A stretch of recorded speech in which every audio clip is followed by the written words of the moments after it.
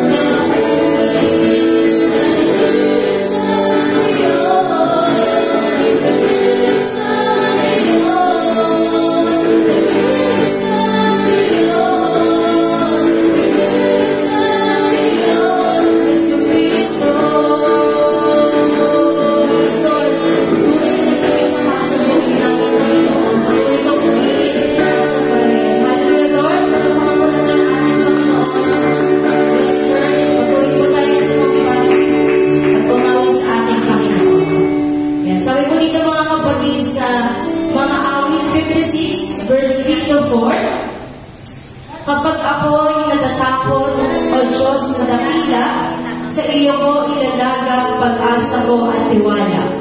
Pangako niya'y binitaway, pinupuri ko ng lubos, tanging sa iyo, umaasa na nanalig ako, O Diyos.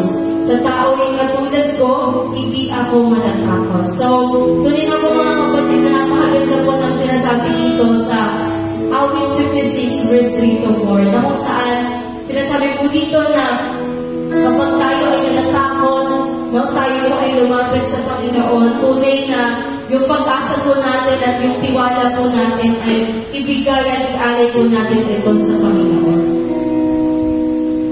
Kaya tunay na po mga kapatid na ang bawat isa po sa atin ay umaasa at nagtitiwala sa Panginoon. Tunay nga na sa mga panahon na tayo ay mayroong pangangailangan, natatakot o kinakabahan tayo, tawagin po natin ang ngalan ng ating Diyos. At alam po natin na yung Diyos natin ay ang Diyos na sumasagot sa kanyang mga anak. Hallelujah, Lord.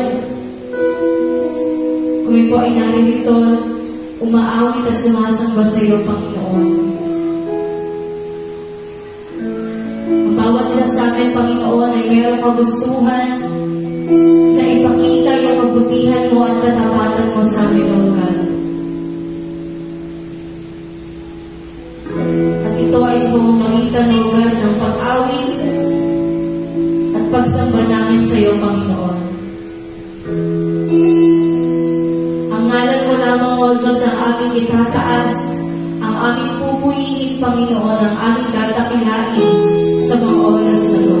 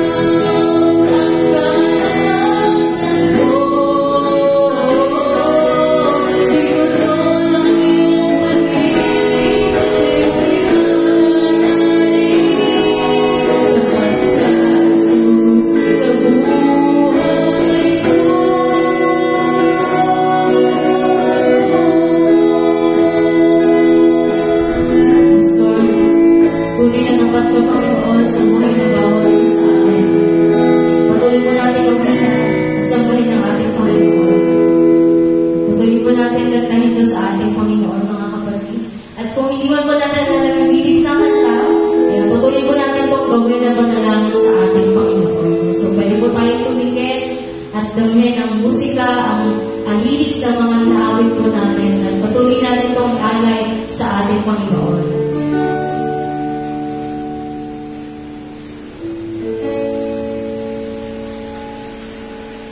So, tuloy nga po na maaaring iba po sa atin ngayon ay pumunta ng church no, na mayroong mga dinadalang problema. Ngayon iba po sa atin ay maaaring pagod, ayan, o nai-distress. Ngunit sabi po dito sa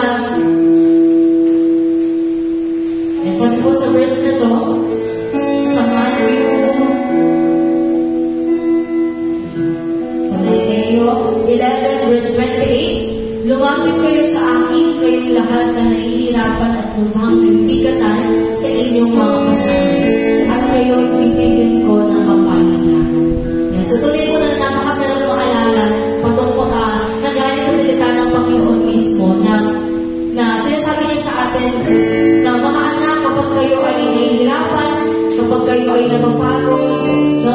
Sabi sa atin ng Panginoon na pwede tayong lumapit sa Kanya. At pinangako sa atin ng Lord na kapag tayo po ay lumapit sa Panginoon, bibigyan niya po tayo ng kapahingahan. Ayan, so, patuloy po tayo nare-remind ng Panginoon na palagi pong available ang kapahingahan sa ating Panginoon. Ito po ay libre na binibigay sa atin ng Diyos. Kailangan lang po natin gawin ay lumapit at tumawag po tayo sa ating Panginoon Jesus.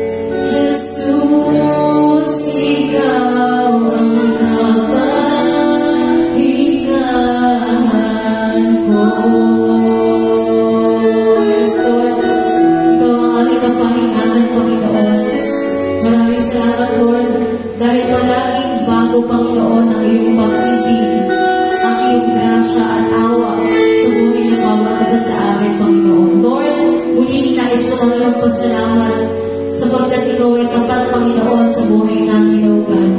Sapagkat bawat araw, Panginoon, nararanasan namin, Lord, yung pag-ibig mo, yung awa mo, Panginoon, at yung protection mo sa bawat isa sa amin, O God. Lord, sa umagang ito, Panginoon, tanging pangalan mo lang, Lord God, ang aming pupurihin at ang aming itataas, Panginoon. Tunay nga, Lord, na ikaw, Panginoon, ay karapat-dapat na sambahin at dakilain, O God. At kasama, Panginoon, sa umagang ito, Panginoon, ang naisin namin, Lord, na mas makilala ka pa, Panginoon. Tunay nga, Lord, na sa pakikinig namin, Panginoon, ang iyong salita, patuloy na buksan mo ang aming puso, ang aming isipan, Lord, ng bawat isa sa amin, Panginoon. Nang sa ganun, Lord, ay lubusan mo namin maintindihan ang iyong salita, Panginoon. Ikaw po yung gumabay, Panginoon, sa mga mensahe sa umagang ito, Panginoon. Tanging ikaw, Panginoon, na manguna sa kanyang buhay, Panginoon, na tulungan mo siya, Lord, na faithfully na ma-share sa amin ang salita mo, Panginoon, Lord God. Lord, muli, maraming salamat, Panginoon. Sa iyo po namin binabalik ang lahat ng papuri at pasalamat, ang lahat ng anak ng Diyos ay sinasabi na Amen. Patuloy po natin palakpakan at purihin ang ating Panginoon. Hallelujah, Lord.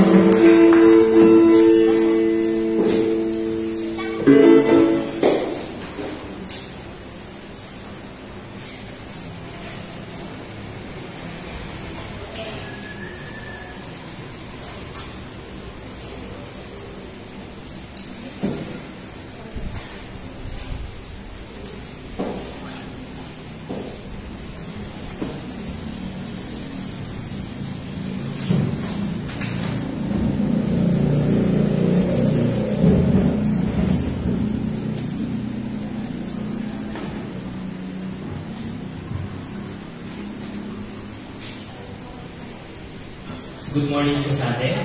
Morning po.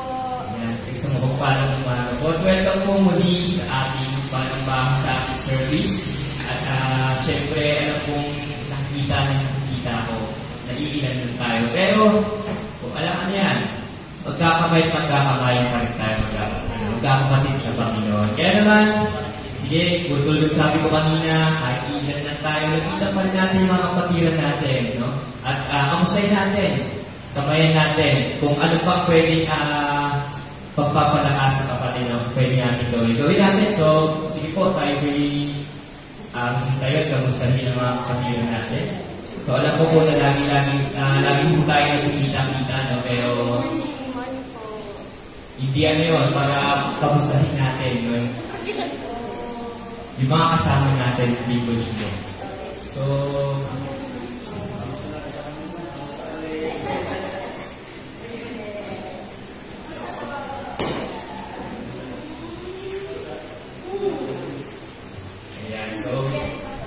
good morning po sa bawat isa, linggo-linggo natin nararanasan yung kagandahan ng pagsamba sa ating Panginoon. Amen po ba? Lalo na kasama natin yung mga kapatid natin. Kaya sa mga kapatid ko na nasa harapan ko, no? So, huwag po natin kalimutan na dumalo sa ganitong pagtitipon. No? So, kaya, although nagkaroon po tayo ng technical problem kanina, pero 100% sure po na didinig ng Panginoon ang pag-awit natin. Amen po? So, yun.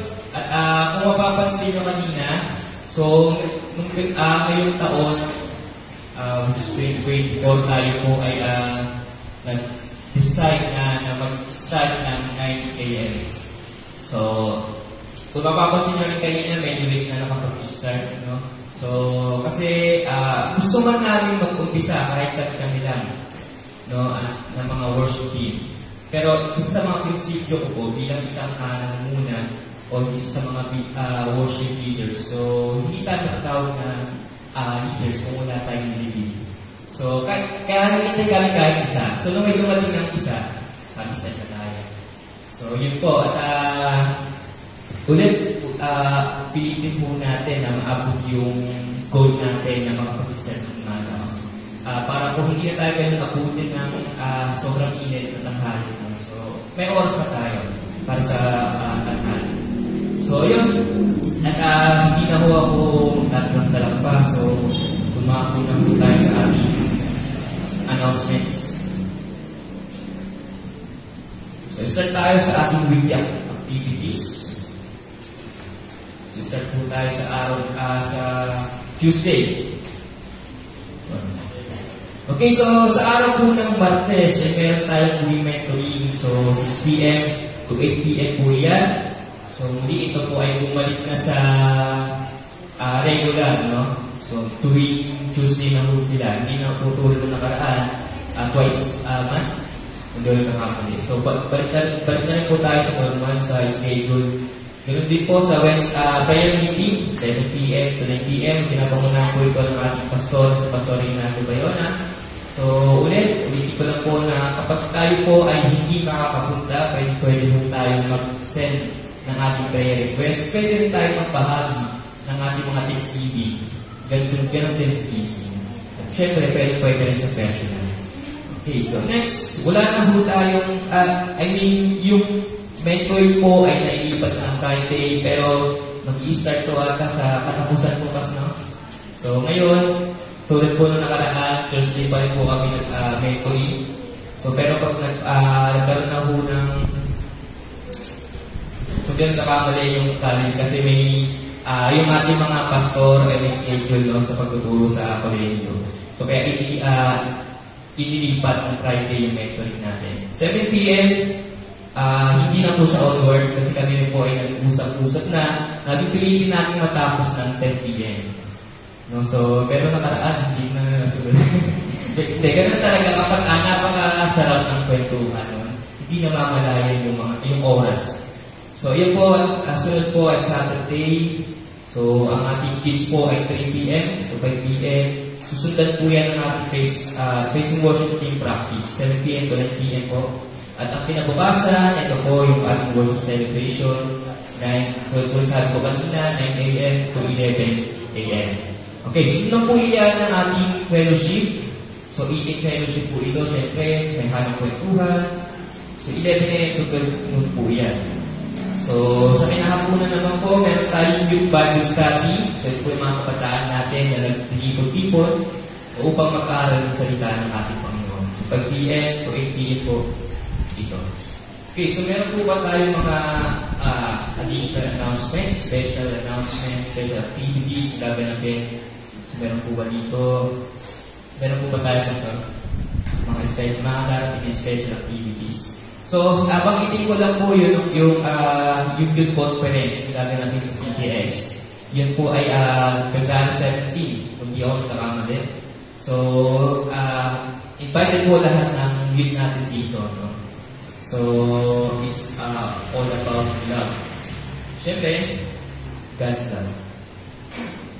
So, yun po. At Sabado po yun. Whole day po yun po, no? Whole day. So, mag-start po siya ng morning. So, tabay na lang po tayo sa mga announcements. So, kung wala na po, so magbitin ko rin po yung ating mga birthday celebrators na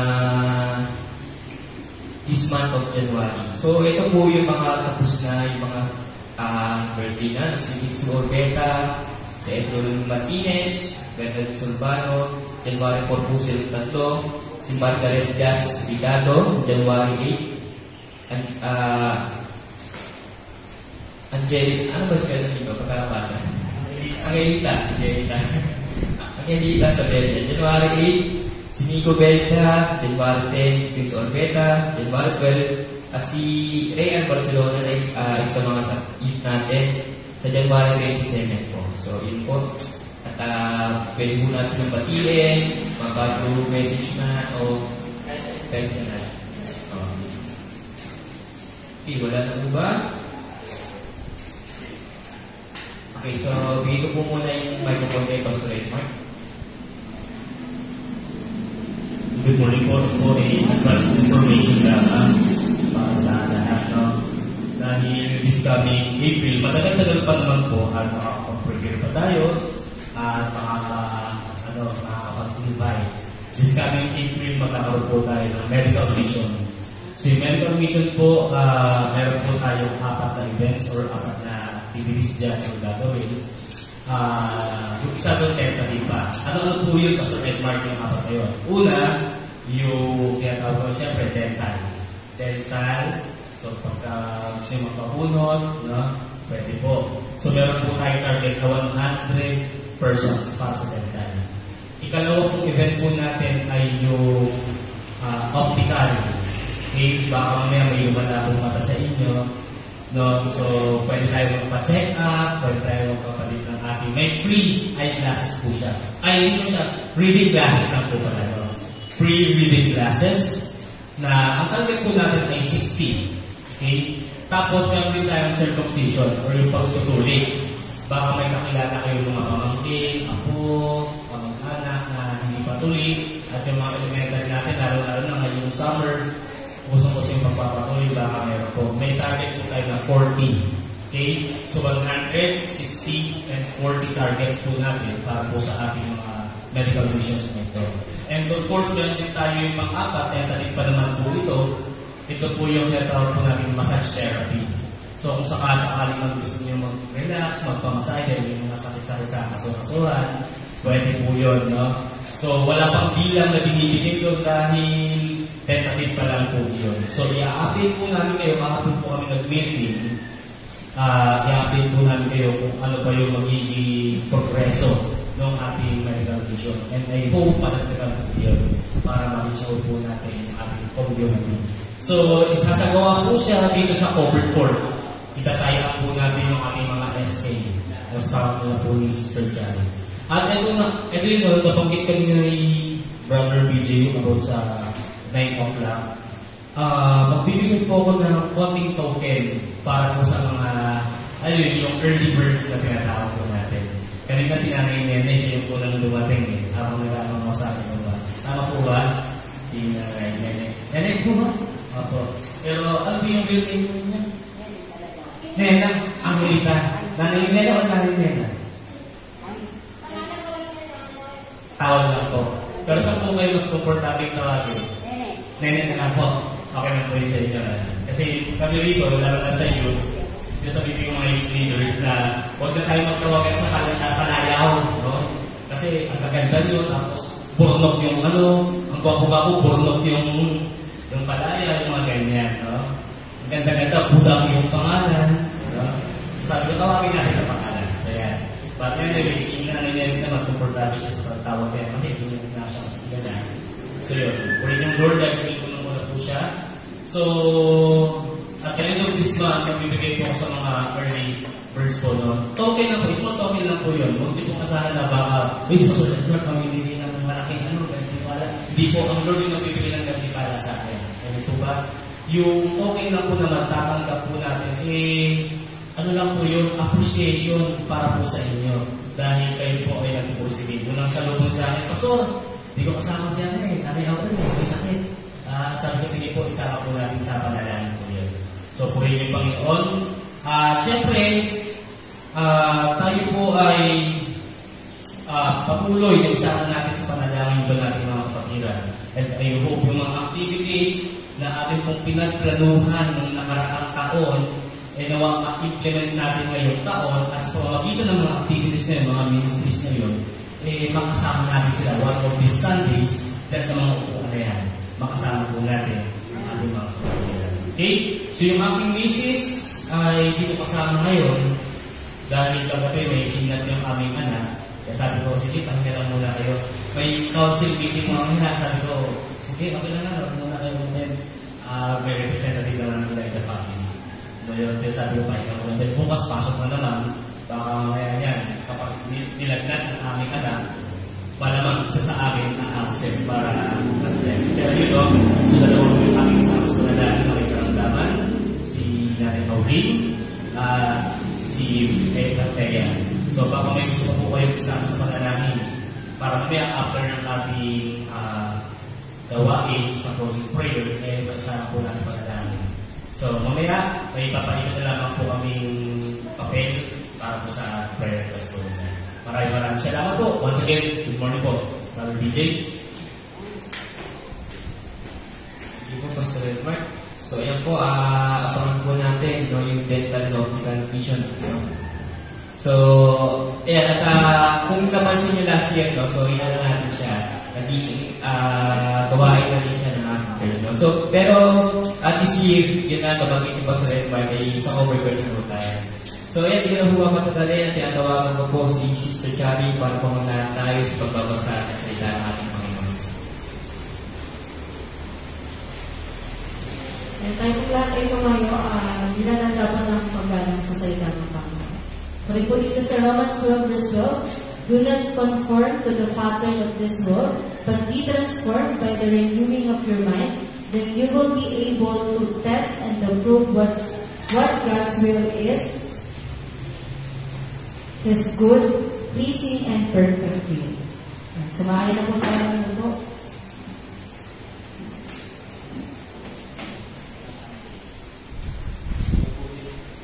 Din ako, nakalimutan ko pala yun.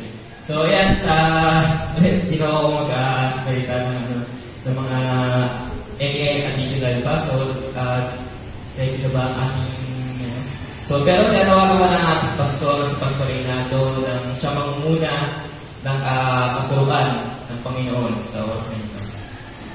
Ipalakpakan po natin ang Diyos sa buhay ni Pastor Reynaldo. Magandang umaga po sa ating lahat. Wait lang po at meron tayo. Kanta yung mga alam pa. Okay.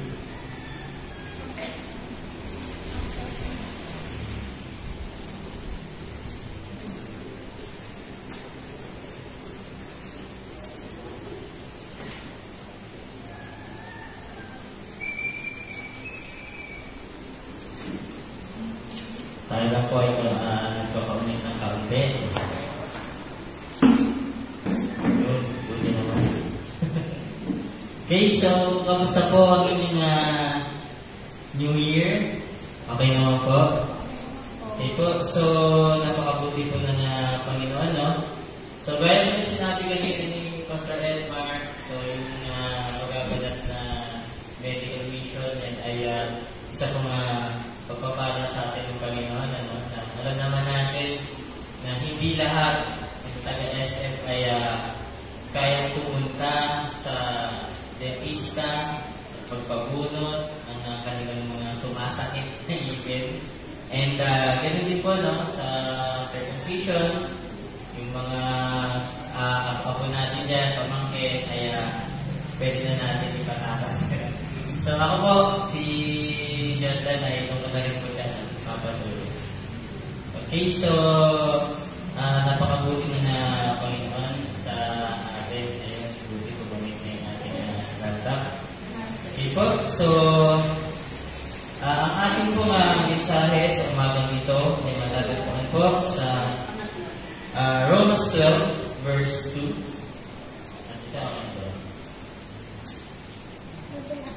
Okay. Romans 12 verse 2 nasabi dito, do not conform to the pattern of this world, but be transformed with the renewing of your mind. Then you will be able to test and approve what God's will is, His good, pleasing, and perfect will.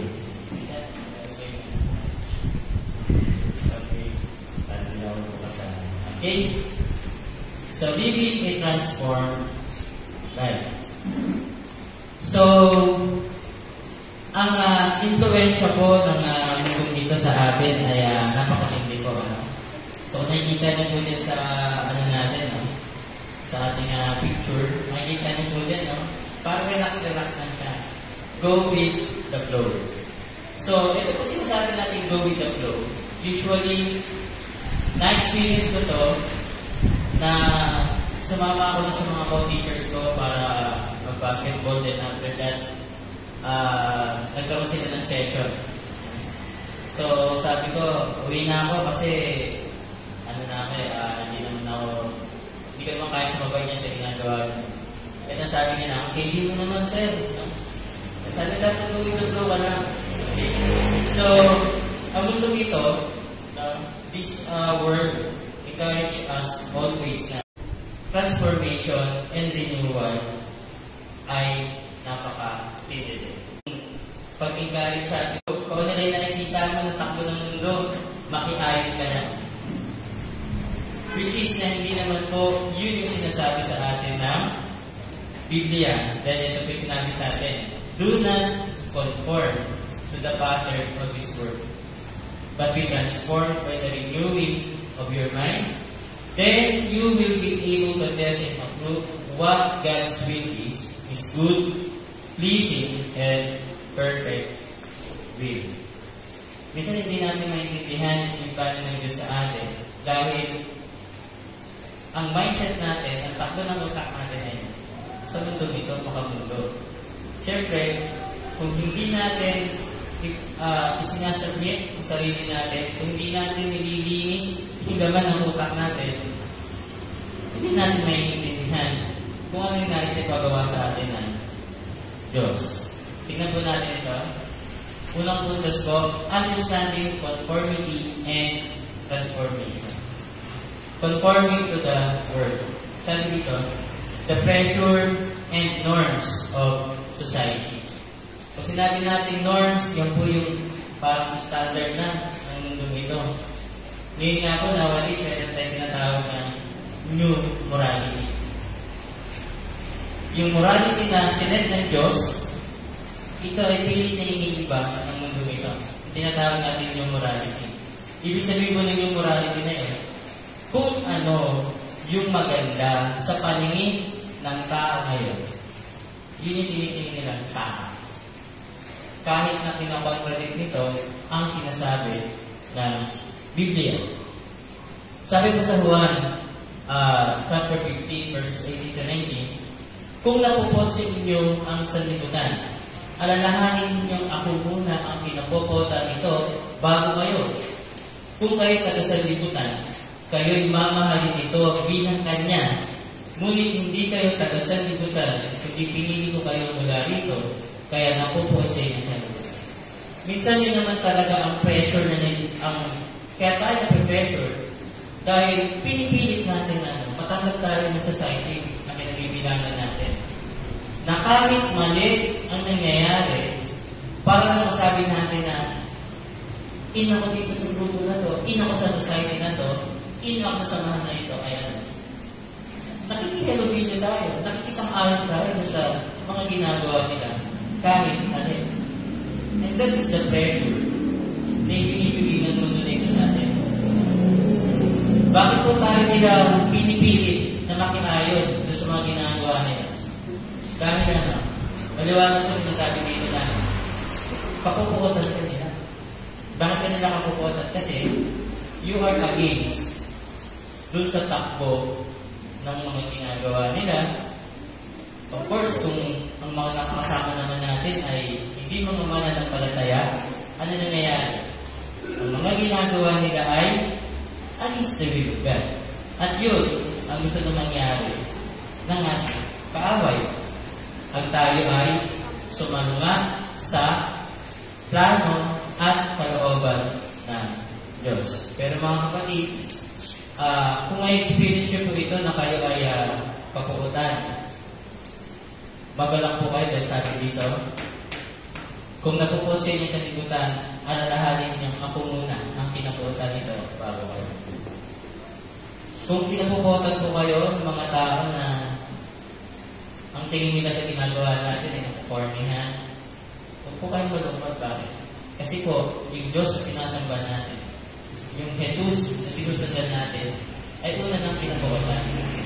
Kung pinapukutan ng master, kung pinapukutan ng leader, hindi ba kapukutan din ng mga taga-sila?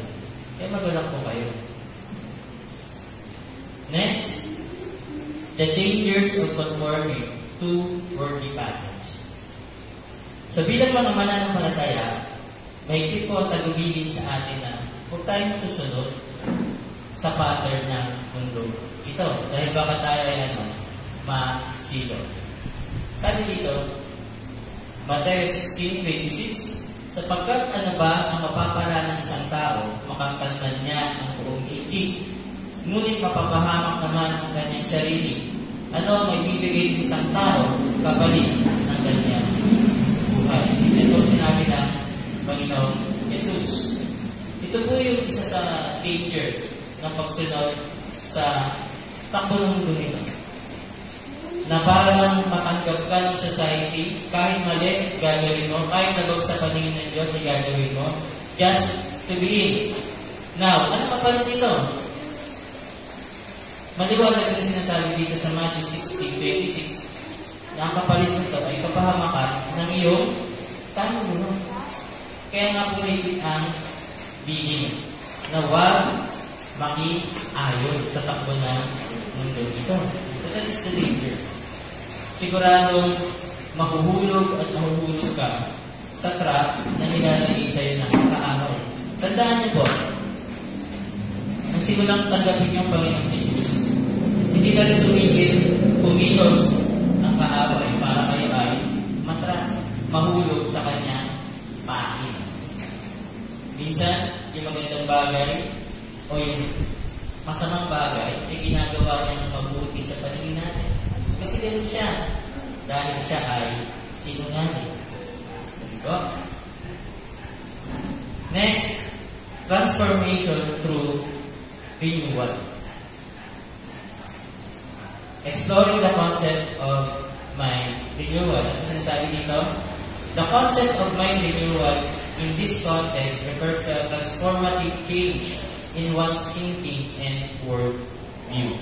Di ba po minsan sa bahay, dumadating sa pagkakataon na nagkakaroon kayo ng pagtatalo.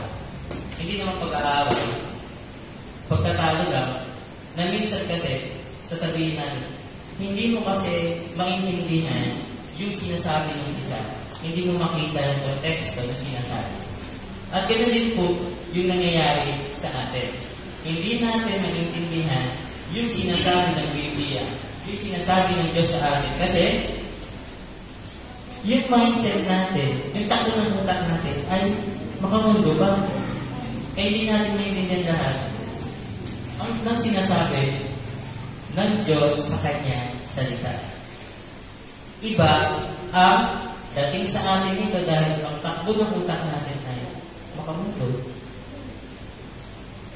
Another example, ang bata ko, yan yung mga kasinigalan nila, Lucas, yan, yung kapag ni Mami, ganyan. Kapag nagsabi ka dyan ng mga bagay na medyo usapin na pang matatanda, hindi ko nila maintindihan yan. Bakit? Kasi ang utak nila ay pang-bata pa talaga. Unless na sila ay lumaki, ma-reach nila yung maturity ng age nila, doon pa naman nila naiintindihan ko sabihin. Unless, nakala nila magbago agad ng nila, ng utak nila, na maintindihan nila agad yung mga ganun bagay. So, ganoon din po sa atin. Kaya sinasabi ng Panginoong Diyos sa atin, we need to be transformed. Transformation through renewal. Parang ano po yan, di ba po, sa mga loan, pag nakabayad ka na, sasabihin, mag-renew ka ba?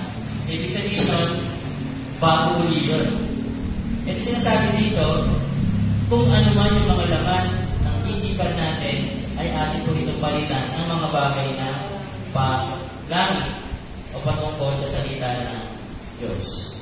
Minsan yun na naman kong problema, no? The way we understand yung isang konsepto, yung isang perspective. It involves rejecting the patterns and values of the world and adapting a new way of thinking that aligns with God's will. Ang sabi dito, it involves rejecting. Kailangan mong mag-reject. Sa buhay po natin, yun po yung ginagawa natin dapat accept and reject. May mga bagay ka lang dapat natanggapin and yung mga bagay na sa tingin mo ay hindi naman makakatulong sa'yo, lalo na sa paglago mo sa Panginoon, yun po yung i-reject natin. At isa sa mga i-reject po natin yung pattern ng mundo ito. Yung mga gawa, yung takbo ng mundo ito. Sapagkat hindi po ito makakatulong sa atin bilang mananampalataya. So ano po yung kailangan natin i-adapt? Kailangan po natin i-adapt yung ibinibigay sa atin ng Diyos na katuruan. Dahil pag ito po yung entertain natin, masusuntukan po natin yung renewal of mind. Yung mga negativities, na laman ng utak natin, yung mga basura na laman ng utak natin, yun po ay mawawala lahat. Now, what's the role of transformation in a Christian journey? Ano po ba ang naging papel ng pagbabago natin ng isipan, yung pagbabago ng takbo ng utak natin sa ating buhay Christian? The role of transformation in Christianity refers to a profound and positive change that occurs in an individual's life as a result of their relationship with God through faith in Jesus Christ. Ibig sabihin po nito, kapag tayo po ay nagbago ng isipan, at ito ay itinuon natin, sinentro natin doon sa bagay na gusto mangyari nito sa buhay natin, nagkakaroon po tayo ng positive change. Pagbabago na, positibo. Ibig sabihin, yung nangyari pagbabago sa iyo, maganda. Hindi pangit. Dahil napaganda po yung kalalagayan mo sa harapan na Diyos. Ilan naman po kasi yun. Kung basura po yung nilalagay natin sa utak natin, ano pong output niya? Basura din. Kung puro negativity na-entertain natin sa utak natin, kasi di naman natin tinatapatan ng mga Bible verses, mga verses na nag-i-encourage sa atin sa buhay, ano po magiging output niya? Negative din. Makakahawa ka ba sa mga mahal mo sa buhay? Di ba po, kapag isang kasama niya sa buhay, kahit kaibigan na puro negative yung sinasabi, lakas mo makahawa na. Na mukhang pibig niya, puro negatibo, hindi kaya, puro problema. Kasi nakakahawa na. Pero subukan niyo po na meron kayong isang kasama na positive ang output mo sa buhay, positive ang pananaw niyo sa buhay. Makakahawa din po kayo dito. Kaya tayo po bilang mga mananampalataya, dapat natin magkaroon ng positive change. At nangyari na yan, nang tagapin natin ang Panginoong Jesus. Next, the process of mind renewal. So, paano po pinoproseso o paano ba yung mga steps na dapat natin gawin para tayo magkaroon ng renewal of the mind? So, una, we need to surrender to God. Acknowledging our need for transformation. Sabi ko dito sa Roma 7:18-19, alam kong walang mabuting bagay na naninirahan sa aking katawang makalaman. May kakayahan akong naisin ng mabuti, ngunit hindi ko nga lamang itong magawa. Sapagkat hindi ko ginagawa ang mabuting gusto ko, ang masama ang hindi ko gusto, ang siya kong ginagawa.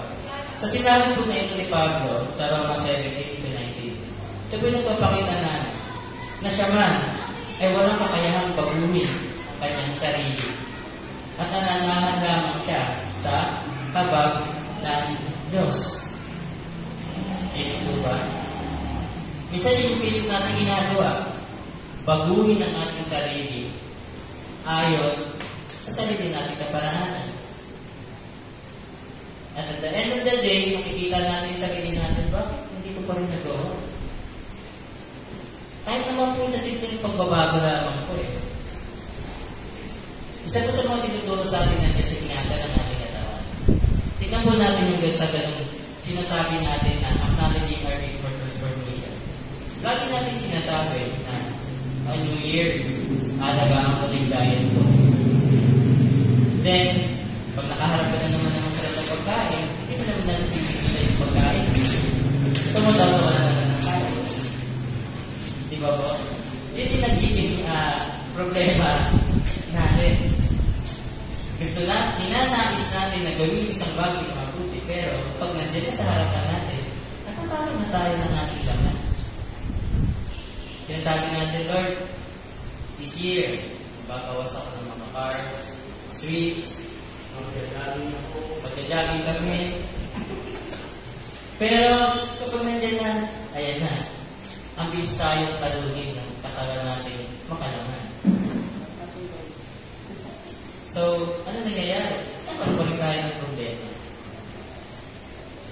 Isang bagay po ito na tinuturo sa atin ng Diyos na paano natin kakaharapin ang isang bagay na sa tingin mo, magbibigay sa atin ng kapahamakan. Mahirap.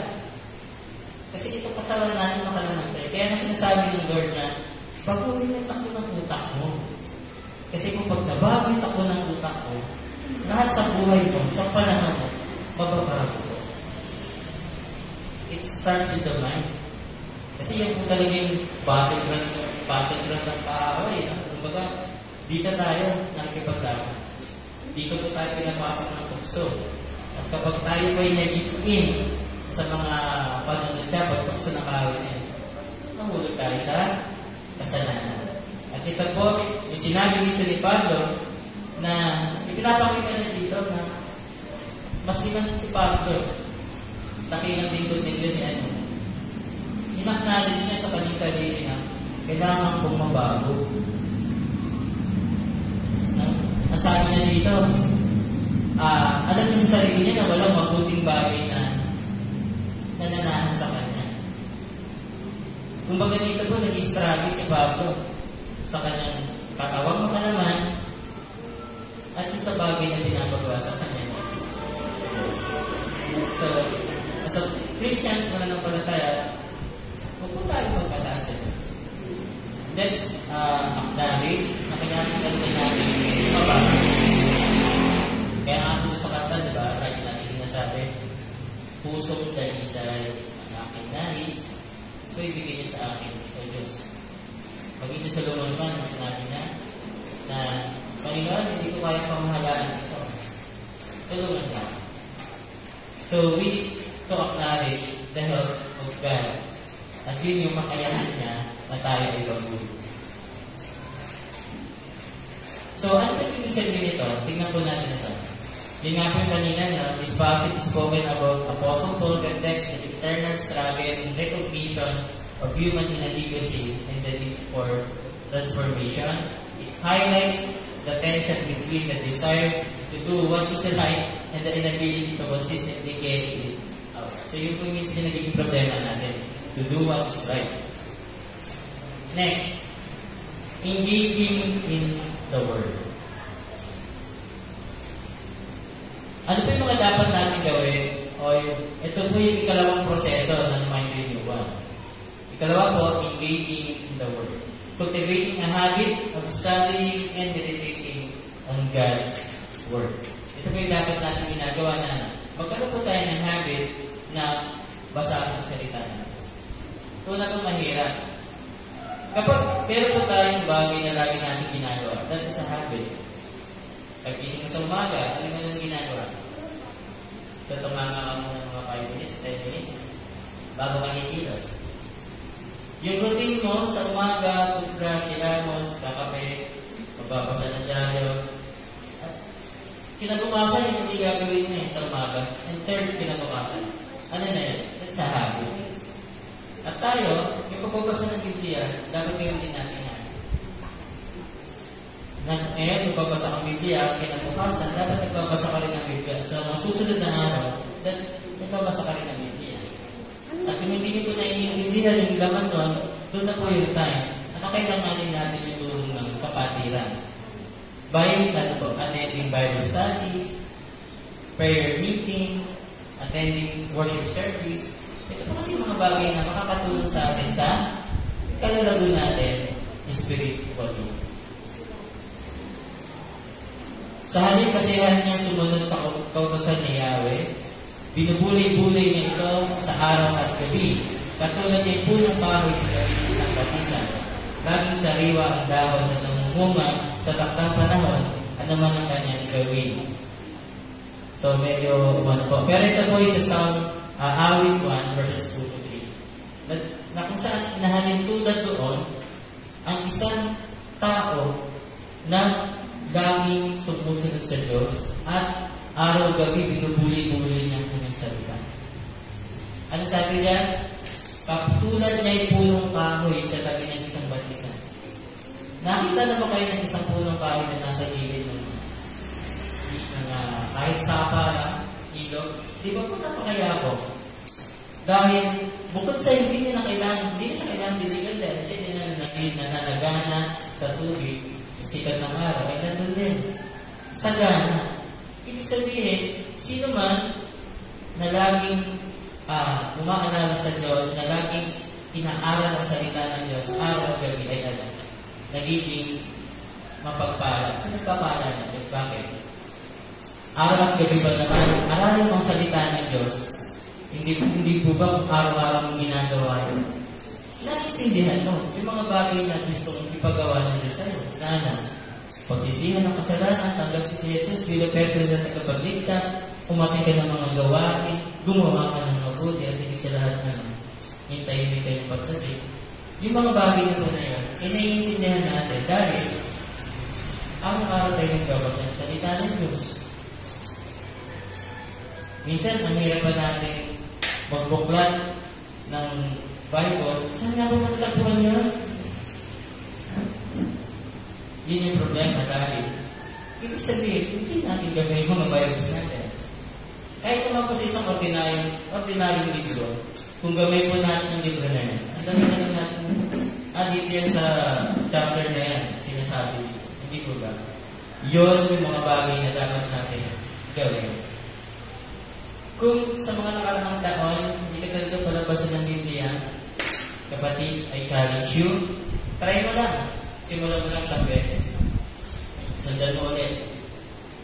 Then, magiging happy din na po yun na mag-aral ng salita ng Diyos.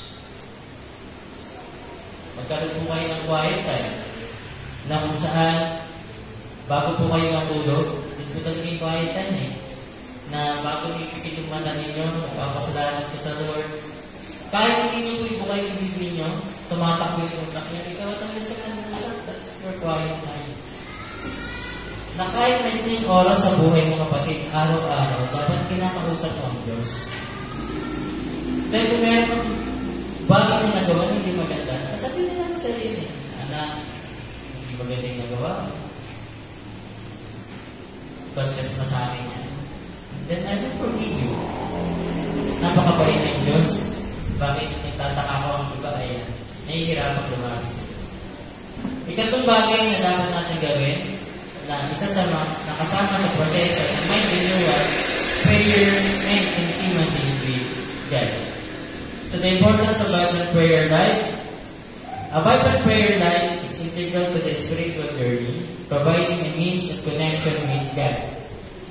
Seeking guidance, finding strength in challenges, expressing gratitude, and fostering overall spiritual growth.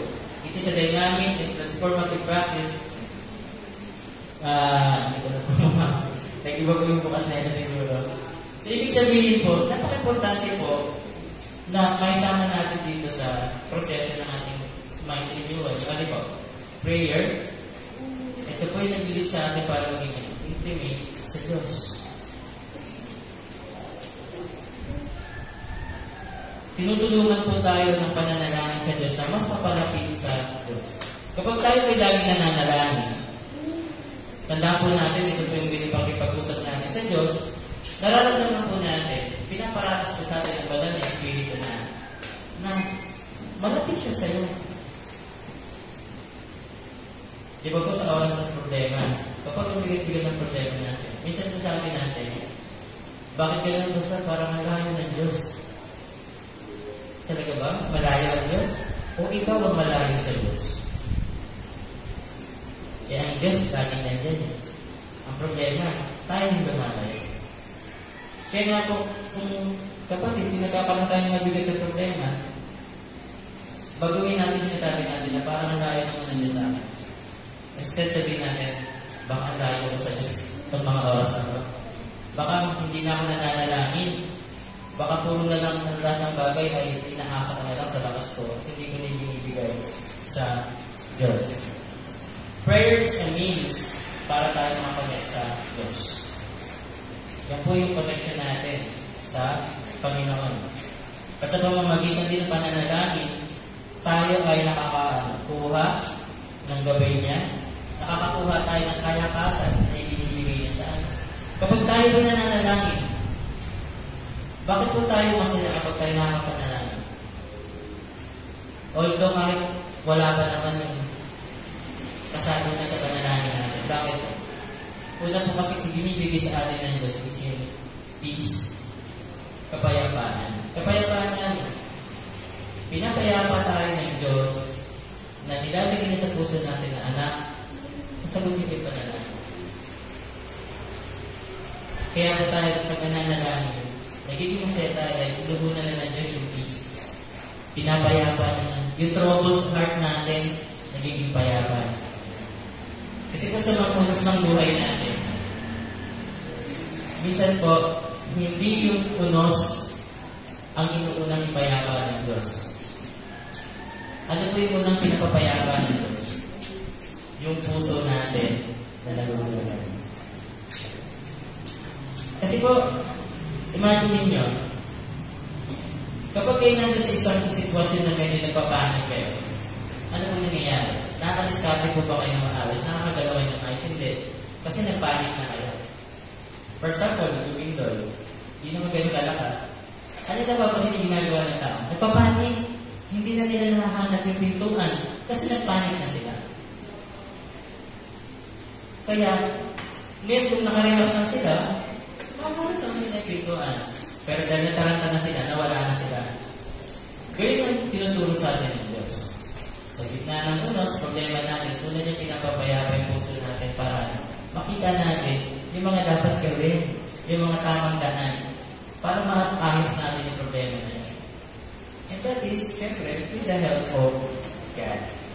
Hindi naman agad pinapapayapa natin yung Diyos. Although sa nangyari kila Pedro, nung kasama nila ang Panginoon Jesus, pinayapa niya yung alaw, yung hangin.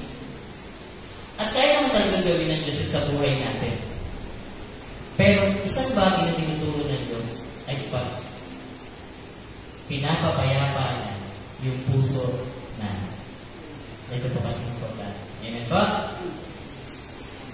Next, sabi dito sa verse na ito, ngunit kapag mananalangin ka, pumasok ka sa iyong silid at isara mo ang pinto, saka ka manalangin sa iyong Ama na hindi nakikita.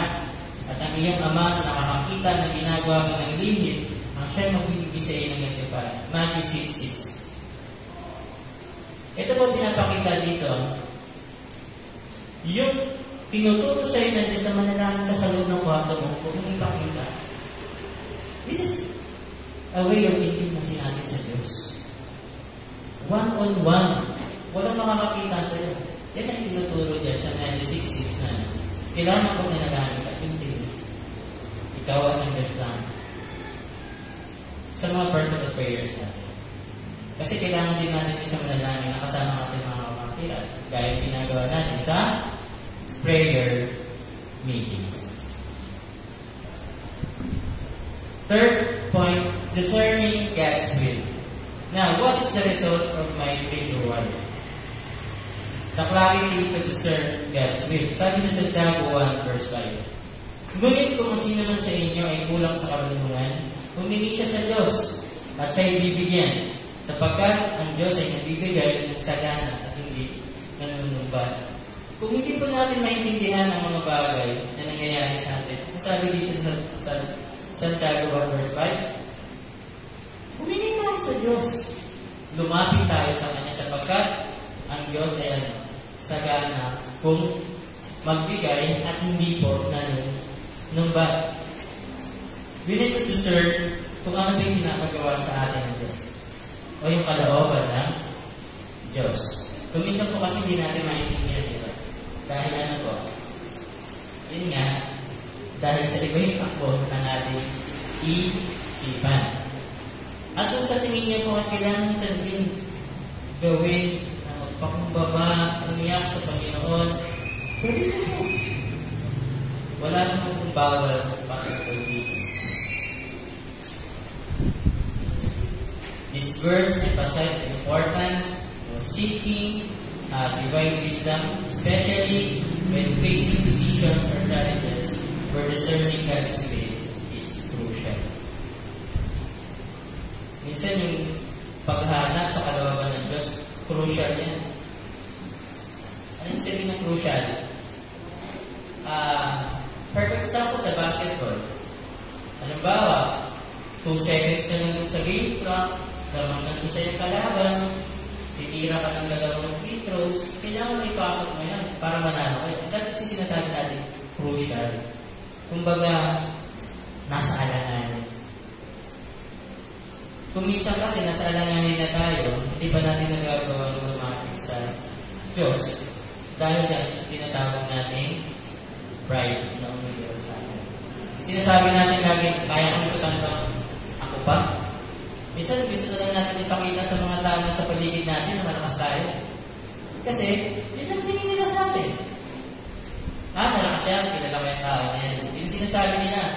So, ikaw naman, para hindi lang maalis yung tingin nila sa iyo na malakas ka talaga, pipilitin mo sa sarili mo. Kahit na din sa'yo, pagod ka na. Nahirap ka. Bakit di natin alisin yung ganung mindset natin na sa tingin nyo malakas ako? Hindi. Hindi ako malakas. Diyos ang nagbibigay sa atin yung kalakasan. And that's the message of the song, Warriors. Right? We are warriors. Amen? Warrior tayo sa Panginoon. Pero deep inside of that armor, panggera, isang bata na nangangailangan ng tulong. Saan? Sa Diyos. That's the message of the song. Warriors.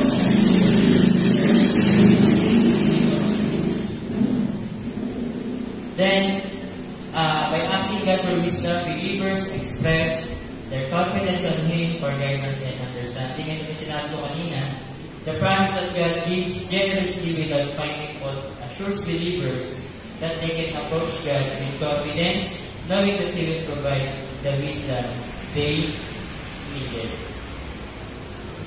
Next, aligning our lives with God's will. Practical steps to live in accordance with God's perfect will.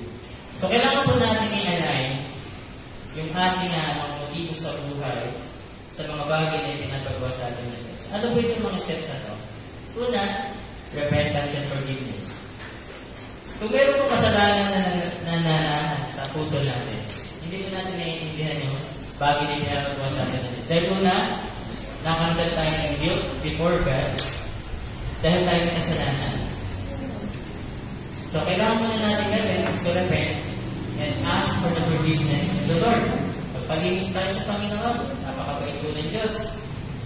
Next, surrender and trust. After repentance, nakuha natin, nakakta natin yung pagpapatawad ng Diyos, magtiwala tayo sa Panginoon. Surrender natin yung buhay natin sa Kanya, and trust. Lagi, sinasabi ko sa inyo, trust is a big word in terms of relationship.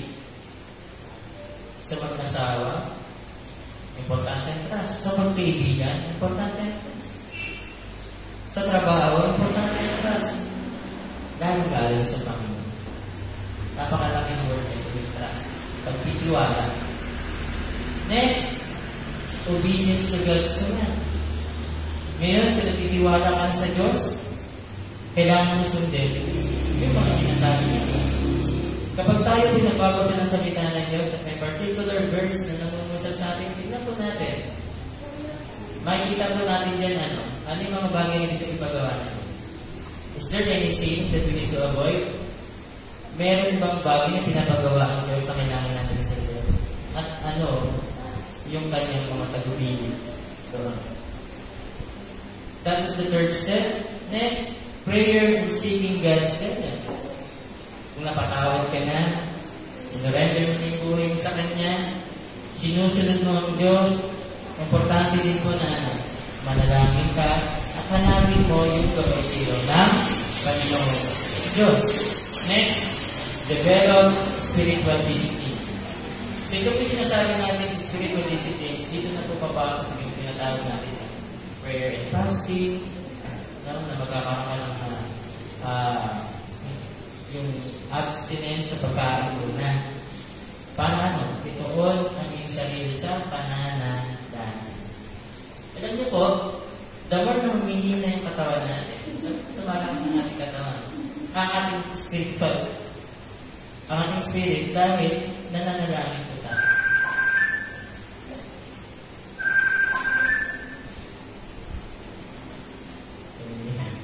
Okay. Then next. So, i-practice po natin ito, no? Spiritual discipline. Next. Use your gifts for God's glory. Kung ano po yung mga gift na tinitiwala sa inyo Panginoon. For example po, magaling kayo kumanta, maganda po ang boses ninyo, pag-alit na natin sa Panginoon. Meron po kayong talent sa pagtugtog ng instrumento, pag-alit po sa Panginoon. Ako po natandaan ko po yan, anong taon ba yun? Sa Victoria Reyes, hindi pa po ako mananampalataya. Nakatambay po ako sa tindahan. Nagigitara po ako, nakakabalik pa ako ng gabi. Ngayon, si Nina Nandy, Isabella, bumili sa tindahan. Nakakarap pa ako. Sabi ka rin Nina Nandy, parang ito po yan. Tawagin naman ako. Habang natin siya, tinitignan niya ako. Sabi niya, alam mo kuya, ipagpamit tayo sa Panginoon. Marunong ka naman pala mag-gitara.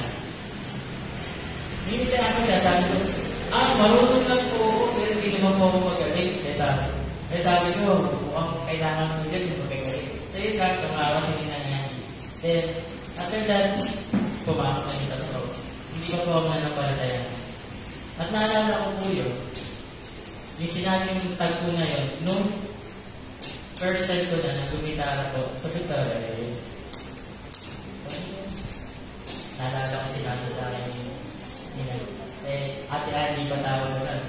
Ate Andy na magpagalit, hindi nagamit ang Panginoon ng praise the Lord. So minsan kailangan natin lang ng encouragement. And ito po, last, be patient with yourself, recognizing that the journey of aligning with God's perfect will is a lifelong process. Be patient with yourself. Huwag mong pahirapan ang sarili. Dahil ang Diyos nga, dinadahan-dahan ka eh. Hindi pa tapos ang Diyos sa atin, mga kapatid. Kaya po, huwag niyo pong parusahan ang sarili niyo. Huwag niyo pong parusahin ang inyong sarili. Dahil, aligning with God's perfect will is a lifelong process. Ito po yung motto ng ALSE, vision ng ALSE, lifelong learning. Ibig sabihin, ano to? Nasa proseso. Next. Examples of the transformed living in the Bible. Ito po, magsasend ko din tayo dito ng mga Bible characters na nagkaroon ng transformed living, yung nabago yung kanilang buhay. Next po, muna po si Pablo, dating persecutors ng mga Kristiyano. Hindi po nabubuo ang araw ni Pablo kung hindi po siya nakaka-persecute ng Kristiyano. Yan po ang trabaho na yun. Then, nakakilala po, tinatagpo ng Diyos. Siya po ngayon, siya po yung naging pinaka mahigpit, pinaka na ibang nilista. Next, Zacchaeus. Isang tax collector na mandaraya, mandaloko. Pinatagpuan sa Panginoong Jesus. Anong sabi niya? Sige po, ibabalik ko po ng doble yung mga naloko kong tao. Kaya talaga, pag tinakapagpuan ng Panginoong Diyos, nababago ang buhay. Next, yung prodigal son. Na pagkatapos kunin ng kanyang mana, nagpakasaya, nagpakalayo-layo, at ngayon, nakuubos ang kanyang yaman. Pag-uwi niya, naisip niya, tanggapin pa kaya ako ng tatay ko. Okay na lang siguro sa akin ko. Tagapakain na lang ako ng baboy na alaga namin. Okay na lang siguro kahit maging alipin ako. Makakain na lang kasi nagutom siya. Pero pagdating niya, with arms wide open, tinanggap siya ng tatay. Anong sinabi? Ito yung nawawala kang anak, natagpuan ka na ulit. Minsan ganun tayo eh. Nagmamatigas tayo sa Diyos. Pero, pag tayo natutukan sa bagay, yung ginagawa natin, kapag inahin na natin ang consequences ng bagay na ginawa natin, babalik at nabalik pa rin tayo sa Diyos. But good thing, our God is loving. Pagmahal siya, gaya ng tatay na pinapakita dito sa Luke 15:11-13. Maria Magdalena, aside from being prostitute, pinalinihan din ng mga demonyo, pinadali ng Panginoong Jesus, na bago ang buhay. Naging tagasunod ni Kristo. Nicodemus, isang guro, and siya rin po yung isa sa mga, according to the scholars, isa rin po siya sa mga tumulong na ayusin ang bangkay ng Panginoong Jesus. Pagkakas siya guro, maraming bagay siya hindi naintindihan. At sikreto niya kinausap ng Panginoong Jesus. At dito na sinabi ng Panginoon na maliban sa ibang anak ng family, sa paghahirin ng Diyos, John 3:16, at maliban natin po si Nicodemo na isang guro. Lesson learned dito, minsan nakala natin, narinan natin na ng bagay-bagay, pero pag tumaharap tayo sa Diyos, yung bagay pala na yun, isang sa paningin ng Diyos, yung talino mo niya, hindi nakakit sa wisdom ng meron. And we need to accept that. Kailangan natin, hingin yung wisdom na yun na binibigay ng Diyos. The woman at the well. Itong babae na to, ang babae na to, ang daming asawa. Na-encounter ng Panginoong Jesus na kumukuha siya ng tubig. Ano ng Panginoong Jesus ang buhay niya? And through that conversation, nabago yung buhay ng babae. Ano ginawa niya? Tumakbo siya, pinabalita niya kasi nakakwentuhan niya. Nabago ang buhay ng babae niya. And as a conclusion to this message, gusto ko pong i-quote yung sinabi ni Socrates. Medyo maliit lang po sa discussion. Sabi ni Socrates, an unexamined life is not worth living. Sabi ni Socrates, sabi ganito, ang isang buhay na hindi na-reflect ay walang kwenta. Pero ito naman po sinasabi sa atin ng Diyos. An unexamined life by God is not worth living. Ang isang buhay na hindi dumaan sa pagsusuri ng Diyos ay walang kwenta. Ano ibig sabihin nito? Ito po. The restoration of life with God is found when a person is ready to change the things favored by their mind. Ang restoration po ng buhay ng tao ay nasusumpungan natin kapag yung mga bago na tinatangkilin natin ay handa na natin ipabago sa Diyos. Bakit po? Sabi nito, for whatever things are favored by our mind are the very things cherished by our heart. Kasi kung ano po yung mga bagay na i-entertain ang utak natin, hindi po yung mga bagay na inaalagaan ng ating puso. Hindi po yung mga bagay na minamahal ng ating puso. Kaya kung ang mga bagay po na patungkol sa Diyos ang tinatangkilik ng ating kaisipan, yan din po ang bagay na mamahalin ng ating puso. Tayo po'y manalangin. Ama naming Diyos, ang dakila sa lahat, salamat po sa inyong kabutihan. Salamat po, Panginoon, sa pagtutulong niyo sa amin. Lord, this year, 2024, Panginoon, Lord, we would like to reject, Lord, yung mga bagay na pangit sa buhay namin. And we would like to accept, Lord, yung mga bagay na pinatulong sa amin. Yung mga bagay na gusto mong gawin namin, Lord, sa buhay namin. And Lord, thank you for that, Panginoon, sa mensahe. Maraming salamat, Panginoon. Napakabuti niyo po sa aming buhay. Tuloy nga po, Lord, na dakila ka, Panginoon. Panginoon, patawarin niyo po kami if there were times na hindi ka namin nauuna, Lord.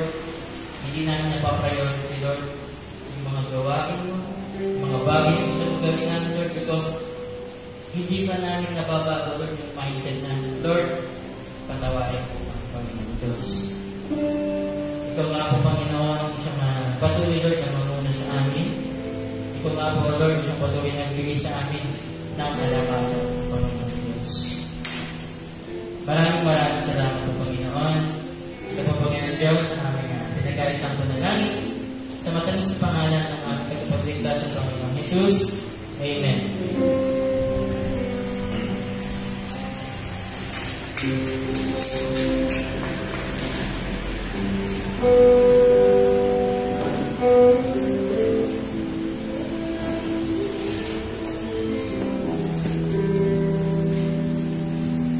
So ngayon po, dadaan po tayo sa ating tithes and offering.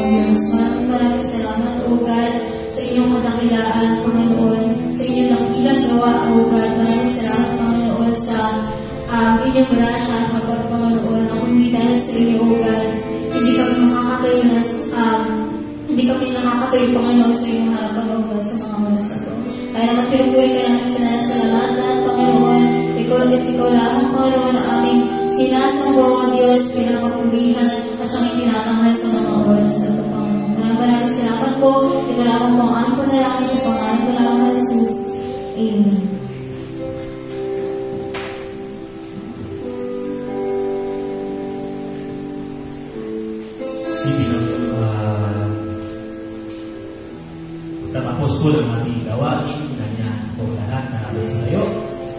Ayun po tayong lahat, sama-sama po tayong closing prayer. Ama namin Diyos, nakikila sa lahat, maraming salamat, Lord, sa mensahe ng Panginoon na ito pinagdalaw sa aming buhay. Na tuloy nga po, Lord God, na sa tingin ng karamihan po, Diyos, yung mga pangit na bagay, mga negatibong bagay, mga masasamang bagay,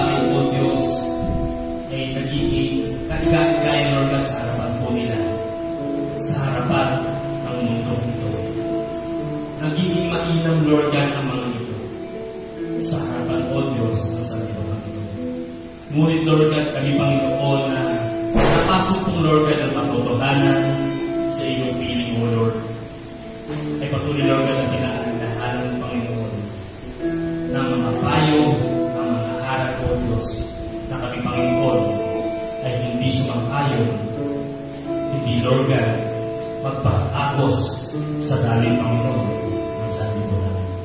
Pagkos Lord God, hayaan namin Lord God ang banal ng Espiritu ang siyang kumilos at patuloy po ang sa ating buhay. Lord, salamat sa iyong salita. Salamat Panginoon at tunay na Lord ang mga buhay namin ito, O Diyos, ay tangan sa iyo lamang. Nawa kalooban ni Panginoon ang aling magawa, masukungan at nasusunod sa mga buhay Lord God. Lord, namin Panginoon ang bawat sa amin, pagmamagpala mo nawa Panginoon, at Lord, anan mo Diyos na aming buong umahanap ng O Lord. Dalangin po namin ang masukungan po namin ang iyong biyaya, ang pag-ibig mo Diyos. Lord, sa madalaling Panginoon namin, pagkawatan po namin sa iyong Panginoon, sinanihawin mo Lord, dalangin po namin ang kalakasan, ang sugat, at kagalingan po Diyos, ang gawin mo sa kanyang buhay, at sa mga susunod na linggo Panginoon, ay makakasama namin siya sa pagpupunin at sama sa inyo. Ngayon ni Lord God, ay namin din, dalangin po namin po Diyos, ang balik ng karamdaman, ay patuloy Lord God na magkaroon siya Lord God ang kanyang bukang katawan ng kalakasan Panginoon. Ang buhay o Diyos, at patuloy Lord God masigla po ang buwan, upang sa Lord God, ay makasama po namin siya Lord God, na muli magpasalamat Panginoon, ang mga binawat po Diyos, makikas po Diyos, ang mga pasasalamat sa mga karataan. Kaya Lord God Panginoon, yung Pastora Tess, dalangin po namin Panginoon, ang lubos sa kagalingan sa Kanya, at patuloy Lord God, kalakasan sa Kanyang lubang katawan po Diyos, sugat Panginoon, lakas ng Panginoon sa mga taong nakikinig niya o Lord, upang sa Panginoon, patuloy siyang mahalalaya Panginoon.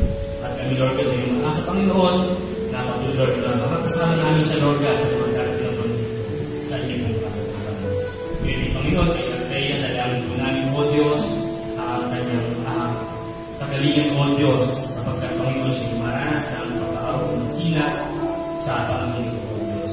Lord, dalangin po namin na hindi tumakuwi sa hagna o ng pamangkaramdaman. Pagkos Lord God, alisin yung Panginoon ang negatibong mararamdaman niya sa kanyang lupang katawan.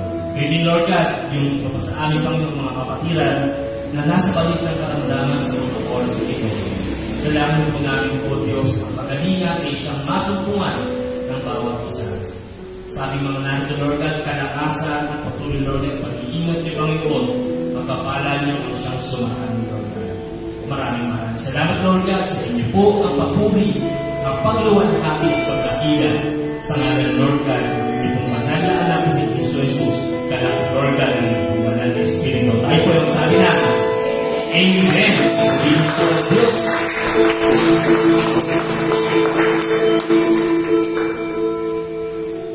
Ayan, maraming salamat po mga kapatid sa pag-attend po sa ating worship service.